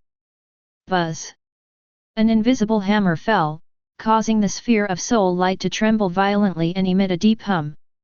Each hammer strike seemed to strike the very essence of the soul, forcibly fusing, forging, and shaping the characteristics of the power of the void with Ling's soul fragments. The pale and white light intertwined, swirling, and gradually coalescing into a long, blurry outline. Outside, in the dense forest of the real world, Ling's body remained curled up on the ground, unconscious. However, the chaotic aura around him began to gradually calm down in a slow and steady rhythm. A faint yet entirely new fluctuation, mixed with his own spiritual pressure and a trace of strange void power, began to quietly develop within his body. Ling's unique Asahida style is undergoing its final formation in the purgatory of his heart. Chapter 9. Darkness, a long and silent darkness. Ling's consciousness seemed to have been floating in an endless sea of nothingness for billions of years. There was no light, no sound, no concept of time, only a profound weariness originating from existence itself and a strange sense of wholeness, which replaced the extreme pain that had almost torn her soul to pieces. I don't know how much time passed, perhaps a moment, perhaps eternity, but a faint glimmer of light, like the first rays of dawn piercing through thick clouds, laboriously seeped into the chaos of consciousness. Next comes touch. Beneath me was a hard, cold object, damp with soil and rough, sharp stones. The cool, fresh morning air brushed against my face, carrying the unique fragrance of dew, grass, and earth. His hearing gradually returned.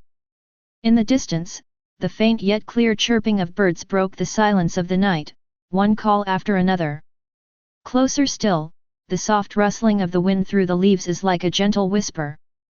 Ling's eyelashes trembled slightly, like a butterfly struggling to break free of its cocoon, and finally, with great difficulty, she opened a crack in her eyelashes. The blurry light and shadow gradually focused.